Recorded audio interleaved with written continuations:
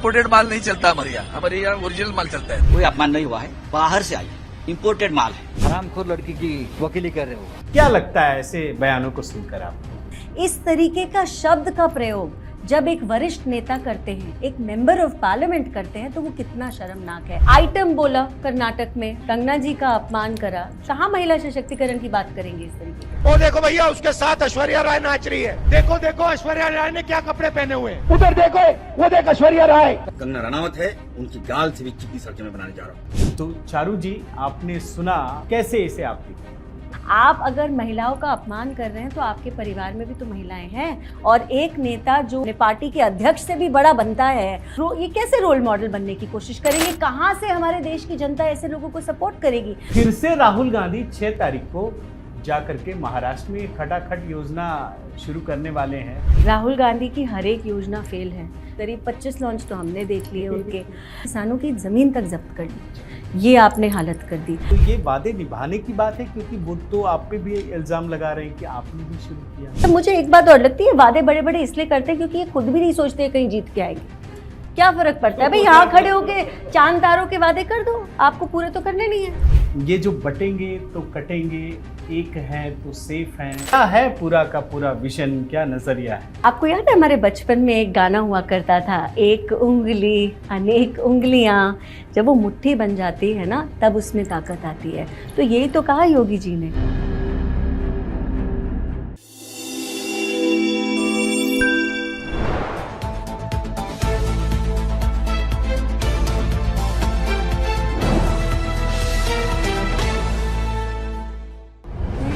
साथियों नमस्कार, मैं हरिश्चंद्र बर्णवाल इस चैनल में आप सभी का स्वागत करता हूं। दोस्तों, इस समय जिस प्रकार से महाराष्ट्र और झारखंड चुनाव में सियासी गहमा गहमी बनी हुई है, उसमें भाषा की मर्यादा जिस प्रकार से टूटती हुई दिख रही है, वो निश्चित रूप से चिंताजनक है।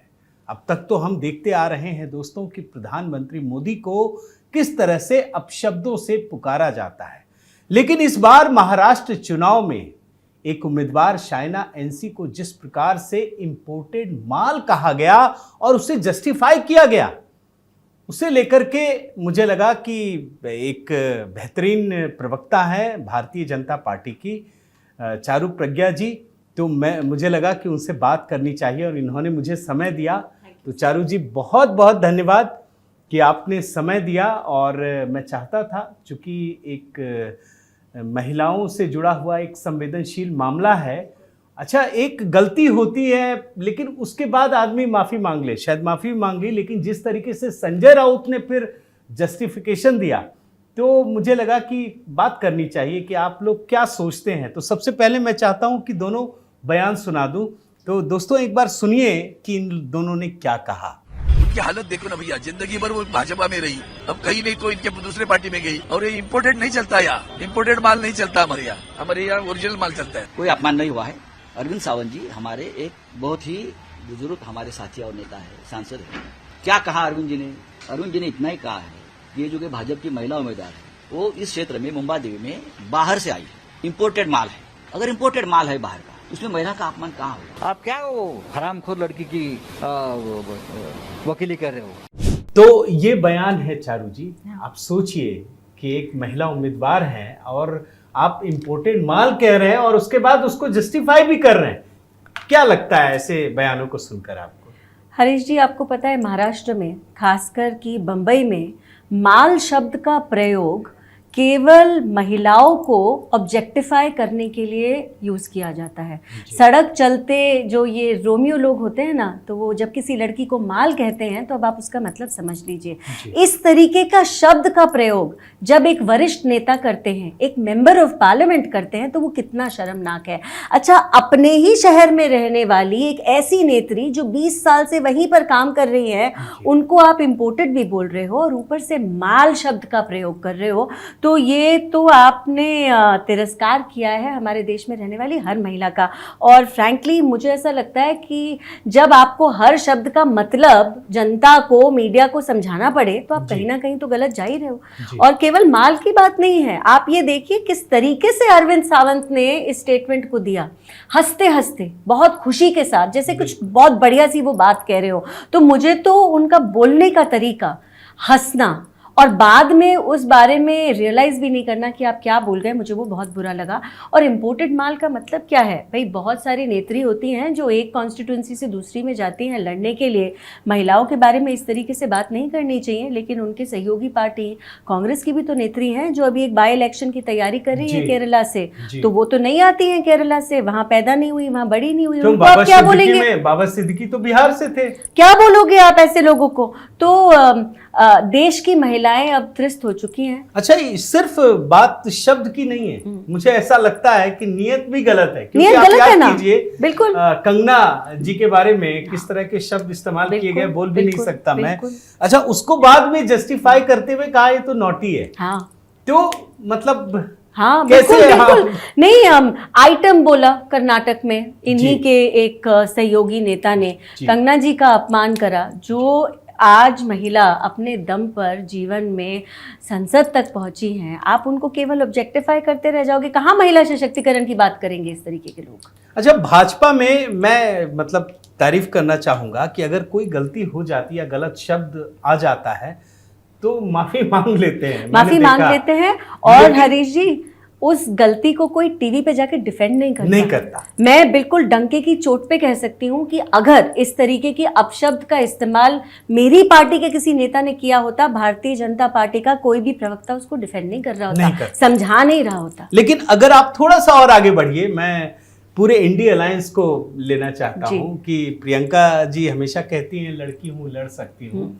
बट मैं और कहीं नहीं जाऊंगा। मतलब मैं राहुल गांधी को ही लेकर आता हूँ। मतलब हर जगह बयान में ऐश्वर्या राय का नाम लेना, मतलब कैसा लगता है? मैं दरअसल आपसे बात करने से पहले लोगों को ये बयान भी सुनाना चाहता हूं। आप दोस्तों जरा सुनिए, आप उस नियत को महसूस कीजिए कि क्यों कहा जाता है बार बार ऐश्वर्या राय या किसी का भी नाम लेना हो। तो मैं कांग्रेसियों के, राहुल गांधी के 4-5 बयान पहले आपको सुनाता हूं, फिर मैं चारू जी से इस पर भी प्रतिक्रिया लूंगा। सुनिए। वो देखो भैया, उसके साथ ऐश्वर्या राय नाच रही है, उसमें एक तरफ ऐश्वर्या राय नाचती हुई दिखेगी। देखो देखो ऐश्वर्या राय ने क्या कपड़े पहने हुए हैं, उधर देखो, वो देख ऐश्वर्या राय। एमएलए एमपी क्यों बनाते हैं? ताकि वो हमारी आवाज उठा सके, हमारी बात मनवाए, इसीलिए बनाते होंगे। कोई एम हमाल नहीं तो है, जो चाटने के लिए बनाते हैं। मैं विश्वास दिलाता हूँ कि 14 महत्वपूर्ण सड़कें हैं, ये फिल्म अदाकारा जो कंगना रनावत है, उनकी गाल से भी चिकनी सड़कें मैं बनाने जा रहा हूँ। तो चारू जी, आपने सुना कि राहुल गांधी कई बार, एक बार नहीं, कि देखो ऐश्वर्या राय नाच रही हैं, वो कर रही हैं। कैसे इसे आप देखती हैं? कुछ हॉलिडे मूड में इतना रहते हैं राहुल गांधी जी कि उनको नाच गाने के अलावा कुछ ना समझ आता ना दिखाई देता, यही सब बातें करते रहते हैं। अच्छा, मुझे एक बात बताओ, उत्तर प्रदेश में ऐश्वर्या राय का नाम लेने का वजह ही क्या थी, ज़रूरत ही क्या थी? आप अपनी यात्रा पे हो, अच्छी अच्छी बात करो, घसीट के लेकर आ रहे हो एक ऐसी महिला को जो राजनीति का हिस्सा भी नहीं है, तब भी आप उनका नाम ले रहे हो। तो ये इतने सारे, जैसे मैं आपको बता रही थी, कर्नाटक चुनाव के समय में आइटम बोल दिया, अब माल बोल दिया, कंगना रनावत की बेइज्जती करी, और ये सब करने के बाद जीरो रिमोर्स, बिल्कुल जैसे वो कहते हैं ना, चेहरे पे शिकन भी नहीं। उनको ये भी नहीं समझ में आता कि भाई आप अगर महिलाओं का अपमान कर रहे हैं तो आपके परिवार में भी तो महिलाएं हैं, और ये आप जनता को क्या दिखा रहे हैं? एक नेता रोल मॉडल होता है, और एक नेता जो इतनी बड़ी पार्टी को चलाने की बात करता है, अपने पार्टी के अध्यक्ष से भी बड़ा बनता है, तो वो ज्यादा जिम्मेदारी के साथ बिहेव करे। तो ये कैसे रोल मॉडल बनने की कोशिश करेंगे? कहाँ से हमारे देश की जनता ऐसे लोगों को सपोर्ट करेगी? तभी तो कहते हैं कि जो आपका माइंडसेट है, जो आपके विचार हैं, वो आपके चेहरे पे दिखते हैं, वो आपकी वाणी में सुनाई देते हैं, और तभी देश की जनता उसको सपोर्ट करती है जो बात साफ करता है, जिसकी वाणी साफ होती है, जिसकी नीयत साफ होती है। जी, अब मैं एक आध पॉलिटिकल सवाल आपसे लेना चाहता हूं कि खड़गे साहब ने बड़ा आश्चर्यजनक तरीके से, महाराष्ट्र में चुनाव है, उन्होंने ये माना कि मतलब भैया इतने वादे मत करो जो हम पूरा ना कर सके। और मैंने अपने दर्शकों को एक एक बयान दिखाया, चाहे हिमाचल प्रदेश का हो, कर्नाटक का हो, तेलंगाना का हो, और फिर से राहुल गांधी 6 तारीख को जाकर के महाराष्ट्र में खटाखट योजना शुरू करने वाले हैं। हाँ। तो कैसे देखती हैं ये? राहुल गांधी की हर एक योजना फेल है भाई। मैं तो राहुल गांधी की योजना कब से सुन रही हूँ, जब से मैं बच्ची थी। लॉन्च होते हैं, री लॉन्च होते हैं, री लॉन्च होते हैं, री लॉन्च होते हैं। करीब 25 लॉन्च तो हमने देख लिए उनके। लेकिन खड़गे जी फिर भी कभी कभार फ्रस्ट्रेशन में सच बोल जाते हैं। और अच्छा ही हुआ उन्होंने ये सब बोल दिया, क्योंकि जो फ्रीबीज की राजनीति है ना, उससे हमारे देश का बहुत नुकसान होता है हरीश जी। और फ्रीबीज की राजनीति का नतीजा हम ये देखते हैं कि जब एक कांग्रेस की सरकार एक प्रदेश में आती है और 5 साल के बाद जब वो वोट आउट होती है, ये भी आप देखिए इतने समय में, अगर हम पिछले 10 साल का आंकड़ा ले लें, कांग्रेस की सरकार किसी भी प्रदेश में एक बार तो गलती से कभी चुन ली गई होगी, वापस नहीं आई है, रिपीट नहीं हुई। ये है। बात तो सच है। और क्यों नहीं रिपीट हुई, मैं आपको उदाहरण के तौर पे राजस्थान के बारे में बताती हूँ। राजस्थान में चुनाव से पहले जब कांग्रेस की सरकार बनी नहीं थी, कांग्रेस ने वादे किए थे कि किसानों के कर्जे माफ कर देंगे। कर्जे माफ करना छोड़िए, आपने किसानों की जमीन तक जब्त कर ली, ये आपने हालत कर दी। अच्छा, लोकसभा चुनाव जीतने की ओड़ में आपने खटाखट स्कीम आपने चालू करी, 1 लाख रुपए महिला को देंगे। अब चुनाव हारने के बाद जो महिलाएं आपके कार्यालय तक आती थी, उनको भी आपने भगा दिया। आपने क्या हालत करी वहाँ पर महिलाओं की। क्यों आप ऐसे वादे करते थे? कुछ चाहे हम हिमाचल में ये टीचरों की पेंशन की बात करें, आप पेंशनों की बात करते थे, सैलरी आप दे नहीं पा रहे हो। पेंशन की बात करते हो, सैलरी आप दे नहीं सकते। उसके बाद फ्री बस की बात करते हैं, नौकरी तो इन्होंने खत्म कर दी 2 साल। अब हम नौकरी बढ़ाने की बात करते हैं, ये नौकरी घटा रहे हैं। और इन्हें कोई शर्म नहीं है ये बोलने में कि हम नौकरी घटा रहे हैं। महिलाओं को आपने कहा था कि 1500 रुपए देंगे उनके अकाउंट में, सबकी अर्जी आपने देखी तक नहीं। अच्छा, कहा 300 यूनिट हम बिजली मुफ्त में देंगे। 300 यूनिट छोड़िए, 0 यूनिट बिजली आए, कहा है कि जब सरप्लस होगा तब देंगे। तो भाई आपकी सरकार तो टिकेगी नहीं, तो बड़े बड़े वादे कर लो। लेकिन मेरा एक सवाल है, आप फ्री बीज की बात कर रही हैं, तो ये वादे निभाने की बात है, क्योंकि वो तो आप पे भी इल्जाम लगा रहे हैं कि आपने भी शुरू किया। नहीं, कहाँ पर हमने किया। हम बहुत ही गर्व के साथ, जिम्मेदारी के साथ और दावे के साथ कहते हैं, भारतीय जनता पार्टी का जो भी वादा होता है वो हम पूरा करके दिखाते हैं। देखिए, अगर आप आयुष्मान योजना की बात करते हैं, आप केवल आयुष्मान योजना नहीं कहते हैं, आप डेटा देते हैं। आप डेटा देके ये बताते हैं कि 50 करोड़ लोगों को लाभ हुआ है इस देश के अंदर। वो कैसे हुआ? हम डेटा तभी तो दे पा रहे हैं ना, क्योंकि हमने उस योजना को ना ही केवल अनाउंस किया, हमने उसको जमीनी स्तर पे उतारा और घर घर तक पहुंचा के दिखाया। हर एक योजना, आप जैसे मोर पॉपुलर योजनाओं के बारे में सब डिस्कस करते हैं। आप अगर जन औषधि केंद्र की बात करें तो केंद्र केवल खोले नहीं गए, वहां पर दवाइयां सप्लाई करी, 90% तक के डिस्काउंट के साथ उन दवाइयों को जनता तक पहुंचाया जाता है। तो आप पहले अपना लेजर तो देख लीजिए, अपना बजट तो देख लीजिए वादे करने से पहले। अच्छा, मुझे एक बात और लगती है, वादे बड़े बड़े इसलिए करते हैं क्योंकि ये खुद भी नहीं सोचते कहीं जीत के आएंगे। क्या फर्क पड़ता है भाई, यहाँ खड़े होके चांद तारों के वादे कर दो, आपको पूरे तो करने नहीं है। ये तो मैंने केजरीवाल जी में एक बार देखा था कि उनको जो मिल रहा है, एक खड़ा हो गया एक बंदा, मेरे को ये दिक्कत, अच्छा ठीक है आपका वो पूरा कर देंगे। ये मैंने दिखाया भी था अपने वीडियो में। एक सवाल आखिर में और पूछना चाहता हूँ कि ये जो बटेंगे तो कटेंगे, एक है तो सेफ है, फिर कोई ये भी बोल रहा है कि बोलोगे तो पिटोगे। तो कैसे, क्या है पूरा का पूरा विजन, क्या नजरिया है? पहले तो बिल्कुल ठीक कहा योगी जी ने कि आपको याद है हमारे बचपन में एक गाना हुआ करता था, एक उंगली अनेक उंगलियां, जब वो मुट्ठी बन जाती है ना तब उसमें ताकत आती है। तो यही तो कहा योगी जी ने, मिलके रहेंगे हम, बटेंगे तो हम कट जाएंगे, हम कमज़ोर हो जाएंगे। भारतवासियों को एक दूसरे का साथ देना चाहिए, एक दूसरे का विभाजन करके ऐसी डिवाइसिव बातें, अंग्रेज़ों के ज़माने की बातें नहीं करनी चाहिए। कांग्रेस पार्टी क्या करती है, नॉर्थ वर्सेस साउथ का डिवाइड कर दिया। नॉर्थ वर्सेस साउथ छोड़िए तो डीएनए डिस्कस करते हैं कि भाई उत्तर भारतीय लोगों का डीएनए कुछ और है। जहां चुनाव के लिए वोट मांगने जाते हैं, अपनी पुरानी वाली कॉन्स्टिट्यूंसी के लोगों का अपमान कर देते हैं। तो ये विभाजन की राजनीति हुई ना। आप समाज को बांटना चाहते हैं, आप सबकी जाति पूछते हैं, अपनी आपको पता नहीं है, आप तुष्टीकरण की राजनीति करते हैं, आप माइनॉरिटी अपीसमेंट करते हैं, तो आप एकजुटता की तो बात कभी करते ही नहीं हो। एकजुट अगर हमारा देश नहीं रहेगा तो अब आप ये देखिए, ग्लोबल टेंशन्स इतनी सारी हैं हमारे चारों तरफ। आप एक सिंपल सी बात देखिए, वर्ल्ड वॉर 2 से लेकर आज तक दुनिया की किसी भी मेजर डेमोक्रेसी में कोई भी सरकार तीसरी बार चुनकर नहीं आई नहीं है। आई। हमारी क्यों आई है? हमारे हर पड़ोसी मुल्क में, हर और पड़ोसी जिसने देश में जीएसटी लागू कर दिया वो तो बिल्कुल। दोबारा जीत के ही नहीं आए। और कोई ना कोई परेशानी लगी हुई है। आप जी। देखिए पाकिस्तान की तो परमानेंट परेशानी लगी हुई है, श्रीलंका में परेशानी है, अफगानिस्तान, अब बांग्लादेश।